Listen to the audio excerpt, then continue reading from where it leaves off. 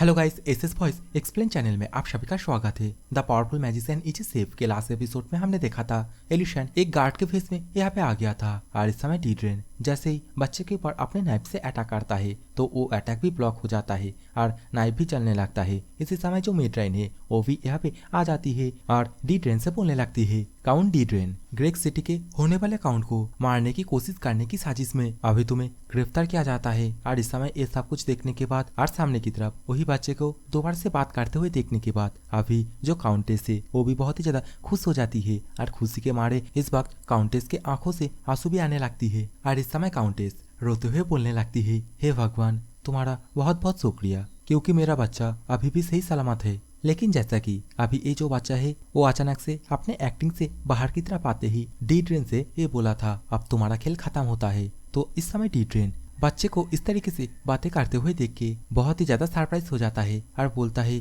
ऐसा कैसे हो सकता है, मैंने तो इसे जहर दिया था। तो इसी समय मेड्राइन जो कि डीड्रेन से बोलने लगती है, डीड्रेन अब तुम्हारा खेल खत्म होता है और बेहतर यही होगा तुम बिना चाल चले सीधा अपने आप को हम लोगों के हवाले कर दो। और इस समय हालात को देखने के बाद डीड्रेन बहुत ही ज्यादा गुस्सा होने लगता है, अपने दांत को पीसने लगता है। लेकिन इस समय डीड्रेन अपने आप को शांत कराते हुए नाइफ को नीचे की तरफ रखते हुए बोलने लगता है, आखिरकार तुम किस तरीके का बकवास कर रही हो, और ये जो नाइफ है इसे तो मैं सेल्फ डिफेंस के लिए लिया था और इस चीज से मैं बच्चे को नहीं मारने वाला था। लेकिन अभी तुमने जो बोला कि मैं ये जो बच्चा है और इसके बाप को मर्डर करने का अटेम्प्ट किया है, क्या तुम्हें नहीं पता है जो काउंट है वो पहले से डिजीज के अंदर है। और इस समय डीड्रेन के मुंह से ये सब कुछ बात सुनने के बाद मेड्राइन बोलती है, मुझे पहले से ही पता थी तुम पकड़ा जाने के बाद ये सब कुछ ही बकवास करने वाले हो। अभी ये बोलने के साथ ही मेड्राइन अपने हाथ में मैजिक के माध्यम से डीड्रेन ने बच्चे को मारने के लिए सुबह के ब्रेकफास्ट में जो खाना दिया था उसी खाने को लेके आती है और बोलने लगती है, चलो इस खाने को अब तुम खाओ और तुमने अभी तक कुछ भी नहीं किया है उसे प्रमाण करो। लेकिन इस समय डीड्रेन सुबह का जो ब्रेकफास्ट है उसे देखने के बाद बहुत ही ज्यादा घबराने लगता है और बोलता है, क्या? और ये बोलने के साथ ही अभी जो ब्रेड है उसकी तरफ ही अपना कप कपाते हुए हाथ को आगे की तरफ बढ़ने लगता है। और इस समय डीड्रेन जैसी ब्रेड को अपने हाथों से पकड़ता है तभी बहुत ही गुस्से के साथ ब्रेड को दूर फेंक देता है और चिल्ला के बोलने लगता है, आखिरकार तुम लोगों को सब कुछ पता चल ही गया होगा, लेकिन अगर तुम लोग क्राइम करने का बात ही बोल रहे हो तो यहाँ पे जो काउंटेस है वो भी तो क्राइम की है। काउंटेस ग्रेग सिटी के अंदर जितने भी टैक्सेस है उसके अंदर घपला की है। और ये सुनने के बाद अभी ये बच्चा जो कि स्क्रोल को उठाने के साथ बोलने लगता है, मुझे नहीं पता आखिरकार तुम किसके बारे में बातें कर रहे हो और क्या तुम्हारे पास इन सभी बातों के लिए कोई एविडेंस है। अभी ये बात सुनने के बाद आज जो स्क्रोल है उसे सही सलामत देखने के बाद डीड्रेन बहुत ही ज्यादा गुस्सा हो जाता है और गुस्से के मारे पूरी तरीके से आग बाबूला हो जाता है और अपने सामने जो गार्ड है उन दोनों से बोलने लगता है, तुम कमीने, आखिरकार तुम लोग क्या देख रहे हो। और ये बात सुनने के बाद अभी इन दोनों गार्ड को समझ में आ जाता है अभी इन दोनों को क्या करना चाहिए। तो इस समय ये दो गार्ड जल्दी से मेड्राइन के ऊपर कूद के अटैक करने के लिए चला जाता है। लेकिन इस समय मेड्राइन बहुत ही आसानी के साथ इन दो गार्ड को पिचक देता है और बहुत ही गुस्से के साथ डीड्रेन से बोलने लगती है, इस दुनिया में कुछ ऐसा भी चीज है जिसके साथ तुम्हें कभी भी उलझना नहीं चाहिए, फिर चाहे तुम एक नाइट का कमांडर ही क्यों ना हो, तुम एक ड्यूक या फिर एम्परर क्यों ना हो, और सभी के लिए ये चीज समान ही रहता है। अभी मेड्राइन की इन्हीं बातों के साथ अभी बाहर का सीन दिखाया जाता है जहाँ पे हमें वही फर्स्ट नाइट डेरियन को दिखाया जाता है। और इस समय डेरियन जो कि अपने साथ और भी नाइट को लेके आया था, अभी दो बार से कैसल के अंदर का सीन दिखाया जाता है। इस समय मेड्राइन जो कि अपनी मैजिक के माध्यम से डीड्रेन को पूरी तरीके से जकड़ लेता है और इस समय डीड्रेन अपने आप को इस तरीके से पकड़ा हुआ देखने के बाद, मतलब मैजिक पीरियड में कैप्चर होता हुआ देखने के बाद बहुत ही ज्यादा गुस्सा हो जाता है और मेड्राइन से बोलने लगता है, आखिरकार तुम्हारी हिम्मत कैसे हुई जो तुम मुझे पकड़ो। और डीड्रेन की ये बोलते ही अभी सीन चेंज हो जाता है, हमें बाहर का सीन दिखाया जाता है जहाँ पे डीड्रेन इस समय दो लोगों को पूरी तरीके से कैप्चर करके लेके आया था। और जहाँ तक लगता है ये दोनों ही पर्सन जो कि खाने के अंदर जहर मिलाने में डीड्रेन की मदद की थी। इस वक्त तो हमें एलिशन को भी दिखाया जाता है जो कि खिड़की से बाहर की तरफ जो भी सिचुएशन है उसे देखने के बाद अपने मन में ही सोचते हुए बोलने लगता है अभी का जो सिचुएशन है, मतलब ये जो मामला है ये यही पे खत्म होता है। और इस समय एलिशन ये सोचने के साथ ही काउंटेस के हाथ में से रस्सी को खोलते हुए बोलने लगता है, जैसा कि ये सब कुछ अभी खत्म हो गया है तो मुझे यहाँ से जाना होगा। और मुझे ये चीज देख के बहुत ही ज्यादा अच्छा लगा, जो काउंट है वो भी सही सलामत है। और इस समय एलिशन के मुंह से ये सब कुछ बात सुनने के बाद अभी काउंटेस एलिशन से पूछने लगती है, आखिरकार तुम कौन हो। लेकिन इस समय एलिशन इसके रिप्लाई में कुछ नहीं बोलता है। लेकिन इसी समय जो बच्चा है वो पीछे से माँ करके पुकारता है और बोलने लगता है, क्या आप ठीक हो? लेकिन इस समय काउंटेस जो कि रोते हुए बोलने लगती है, हाँ हाँ मैं बिल्कुल ठीक हूँ, लेकिन मैं भगवान से बहुत ही ज्यादा थैंकफुल हूँ क्योंकि तुम पूरी तरीके से ठीक हो। तो ये बात सुनने के बाद अब ये बच्चा काउंटेस से बोलने लगता है, लेकिन तुम मेरे आंखों में देख के बात क्यों नहीं कर रही हो? तो ये सुनने के बाद काउंटेस अभी रोते हुए बोलती है, नहीं मैं एक क्रिमिनल हूँ और तुम्हारे साथ अभी जो कुछ भी हुआ है वो सब कुछ मेरी वजह से हुआ है। और मुझे ये भी पता थी जो काउंट डेरियन थे वो एक अच्छा लोग नहीं है, वह एक क्रिमिनल है। फिर भी मैं उसकी बातों में आके ग्रेक सिटी के अंदर जो टैक्सेस है उसके अंदर घपला की है और उसे डेरियन को सेंड की है। और इन सभी के बावजूद मैं आखिर में तुम्हें भी मारने के कगार पे लेके आया, मुझे माफ कर देना। और देखते देखते यहाँ का जो माहौल है वो पूरी तरीके से इमोशनल हो जाता है, चारों ओर सन्नाटा छा जाता है। लेकिन इसी समय ये जो बच्चा है ये उठ खड़ा हो जाता है और अपने माँ से चिल्ला के बोलने लगता है, नहीं अगर यहाँ पे कोई गुनाह की है वो टेरियन थे, काउंट टेरियन, जो कि अपने जालों में आपको फंसाया था और आपको ये सब कुछ काम करने में मजबूर किया था। लेकिन आप इस डॉक्यूमेंट के बारे में मुझे पहले क्यों नहीं बताया था? आपको क्या लगता है अगर आप काउंट टेरियन के साथ जेल में रहोगे तो वो चीज देखने के बाद मुझे बहुत ही ज्यादा खुशी मिलेगी? ये चीज आपको मुझे बताना चाहिए था। और आगे चाहे कुछ भी हो, आप किसी भी सिचुएशन में क्यों ना हो, आपको उन सभी के बारे में मुझे और इसके साथ ही फादर को भी बोलना होगा। और ये बोलने के साथ ही अभी ये बच्चा जो स्कूल पकड़ा हुआ था उसे भी फेंक देता है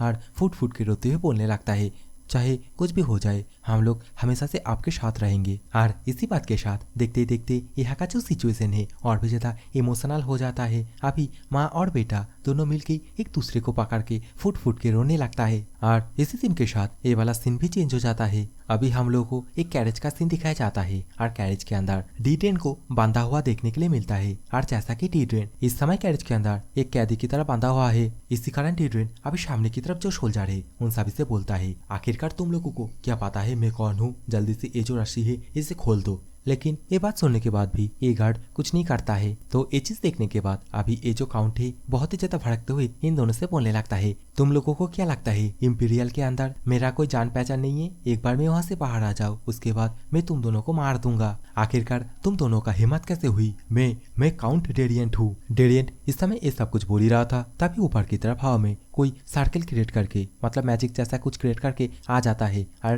डेरियन से बोलने लगता है, तुम्हें क्या लगता है तुम कौन हो? और जैसे इस समय हम लोग को इस पर्सन को दिखाया जाता है तो हमें देखने के लिए मिलता है ये तो अपना एलिशन है, जो कि बहुत ही एटीट्यूड के साथ और बहुत ही गुस्से भरी आंखों से डी-ट्रेन की तरफ देखते हुए डी-ट्रेन से बोलने लगता है, आखिरकार तुम्हें क्या लगता है तुम कौन हो? और इस समय डी-ट्रेन एलिशन को हवा में उड़ता हुआ देखने के बाद बहुत ही ज्यादा डरने लगता है, पसीना पसीना होने लगता है। और इसके साथ ही एलिशन से ये पूछता है, क्या तुम एक मैजिशियन हो और क्या तुम्हें एम्पायर के अंदर से भेजा गया है? लेकिन इस समय एलिशन कुछ और ही देखने लगता है। बेसिकली इस समय एलिशन डी-ट्रेन का जो टेरिटरी है उसकी तरफ ही देखने लगता है और डेरियन से बोलने लगता है तुम अपना जो भी राजपाट है उसे दूसरे को शोषण करके बहुत ही अच्छी तरीके से बनाए हो, लेकिन तुम अपना हाथ ग्रेक सिटी के ऊपर रखे हो, तो अभी देखो मैं क्या करता हूँ। और ये बोलने के साथ ही अभी एलिशन बहुत ही खुशी के साथ अपने साड़ी के अंदर से बहुत सारे ऑरा रिलीज करने के साथ एक मैजिक स्पेल कास्ट करने लगता है। और देखते देखते ये जो मैजिक स्पेल है इसका वजह से डी-ट्रेन का जो महल है वो पूरी तरीके से सेक होने लगता है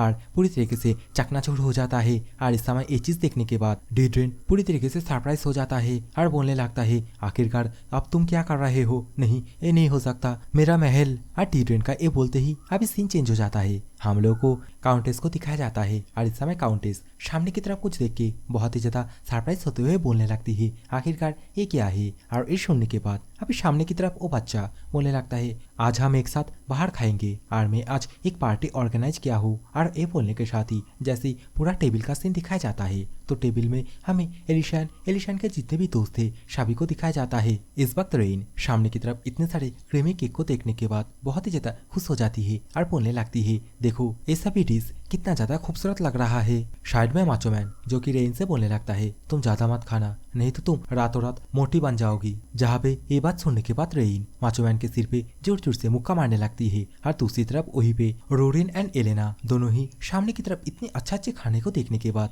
पूरी तरीके से खुश हो जाता है। और सामने की तरफ इतनी सारी मिठाई हो वो देखने के बाद काउंटेस हैरान ना हो ये तो हो ही नहीं सकता। इसी समय मेट्रॉन इन सभी को चिल्ला के अपने उंगलियों से किसी तरफ इशारा करते हुए बोलने लगती है, आज की पार्टी खुशी में उस तरफ देखो। आज जैसे ही हम लोग उस तरफ देखते हैं तो हम लोग को जो D10 का कैसल है उसे हवा में दिखाया जाता है। और अभी मुझे माफ करना क्योंकि मैं थोड़ी देर पहले ये बोला था ये जो कैसल है इसे एलिशन पूरी तरीके से चकनाचूर कर दिया है। और इस समय इस कैसल को हवा में देखने के बाद जो काउंटेस है वो बहुत ही ज्यादा सरप्राइज हो जाती है। इस समय तो ये बच्चा अपने बाप को मतलब जो काउंट है जो कि अभी बीमार है उसे भी ये फ्लोटिंग कैसल दिखाने की कोशिश करने लगता है। लेकिन इस कैसल के आसपास अभी बहुत सारे मैजिक सर्किल घूमने लगता है और देखते ही देखते ये जो कैसल है इसे पूरी तरीके से चकनाचूर कर देता है, पूरी तरीके से ब्लास्ट कर देता है। और ये चीज देखने के बाद अभी टेरियन पिंजरे के अंदर से चिल्लाते हुए और रोते हुए बोलने लगता है, प्लीज रुक जाओ मेरा महल, प्लीज ऐसा मत करो, रुक जाओ। लेकिन एलिशन कहाँ रुकने वाला है, वो तो अपना पूरा बैडस वाला लुक दिखाने के साथ महल को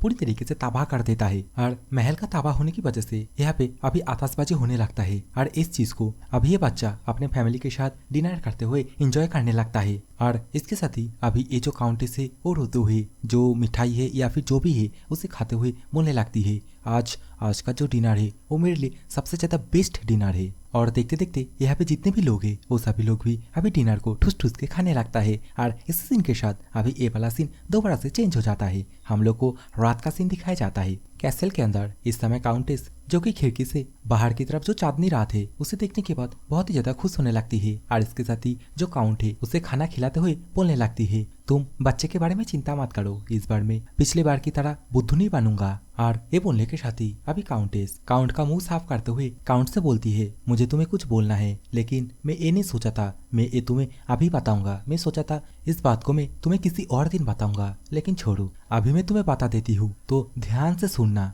और इसके साथ ही अभी का जो सीन है ये थोड़ा रोमांटिक हो जाता है। अभी काउंटेस काउंट का हाथ पकड़ते हुए काउंट से बोलने लगती है, तुम्हारी वाइफ मतलब मैं जो काउंटेस है वो तुमसे बहुत ही ज्यादा प्यार करती है एंड पूरी जिंदगी तक करते भी रहेगी। और इस समय ये बच्चा इन सभी बातों को दरवाजे के बाहर से सुनने के बाद बहुत ही ज्यादा खुश हो जाता है। और ये वाले सीन को देखने के बाद मैं आप सभी से एक ही बात बोलना चाहता हूँ, आप लोग गलती से भी इस बच्चे की तरह दूसरे के कमरे में झांकने की कोशिश मत करना, बाकी तो आप समझदारी हो। So back to the story. अभी हम लोग को D10 को दिखाया जाता है, लेकिन इस समय D10 को देखने के बाद उसके जितने भी प्रजा है वो सभी बहुत ही ज्यादा गुस्सा हो जाता है। और इसके साथ ही D10 के ऊपर पत्थर बरसाने लगता है। लेकिन इन सभी चीजों से D10 को कुछ फर्क नहीं पड़ रहा था। D10 जो कि अपने कैसल को मतलब अपना जो महल है उसे आतिशबाजी की तरफ फूटते हुए देखने के बाद पूरी तरीके से सदमे में चला गया था। और इसी सीन के साथ ये वाला सीन चेंज हो जाता है। अभी हम लोग को डेरिएंट एंड एलिशन को दिखाया जाता है। और डेरिएंट कौन है अगर आप लोग को नहीं पता है तो मैं बोल देता हूँ,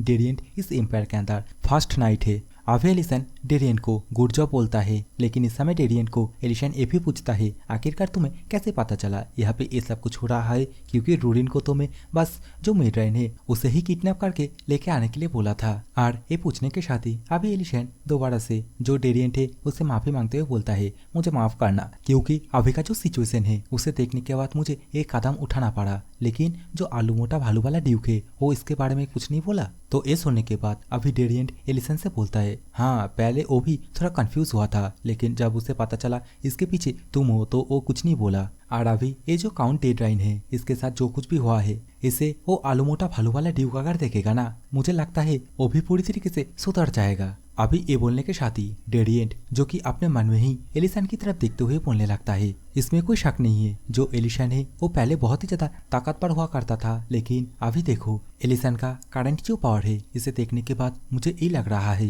ये पहले से और भी ज्यादा ताकतवर बन चुका है। अभी एलिशन ग्रेक सिटी की तरफ देखते हुए बोलने लगता है, ग्रेक सिटी के अंदर जितने भी लोग हैं कल से उन लोगों का जीवन यापन और भी ज्यादा ब्राइट होगा। लेकिन इस समय जैसे कल वाले सीन को दिखाया जाता है तो हम लोग को ये देखने के लिए मिलता है इस समय तो जोर जोर से बिजली कड़क रहा है, जोर जोर से बारिश गिर रहा है। और ये सब कुछ देखने के बाद इस समय रूरिन और एलिशन दोनों ही पूरी तरीके से कोमा में चला जाता है। रूरिन इस समय बोलने लगती है, अरे यार आज मुझे थोड़ा कपड़ा सुखाना था। और दूसरी तरफ मिस्टर मेन एंड मिल्टन दोनों ही बारिश के अंदर भीगते भीगते जो फेंच है उसके प्लेयर को संभालने लगता है, लेकिन इसी समय फेंच का जो लकड़ी है वो टूट जाता है, जिसके कारण अभी मिल्टन के पेट में वो लकड़ी का टुकड़ा जोर से जाके लगता है। और इसी सीन के साथ दोबारा से सीन चेंज हो जाता है। एलिसन इस समय बहुत ही परेशानी के साथ एक तवा लेके खड़ा हुआ था और सामने की तरफ ये तीनों नमूना पूरी तरीके से बारिश में भीग के आ गया था। इस समय तो रेस्टोरेंट के अंदर लोग भी चकाचक भरा हुआ था। लोग खाना खाने लगता है, आपस में बातें करने लगता है और दूसरी तरफ एलिशन टॉवल के माध्यम से रोरेन के सिर को पोंछने लगता है और दूसरी तरफ मिल्टन एंड मिंट दोनों ही टॉवल लेके एक दूसरे के चेहरे की तरफ देखने लगता है और बोलने लगता है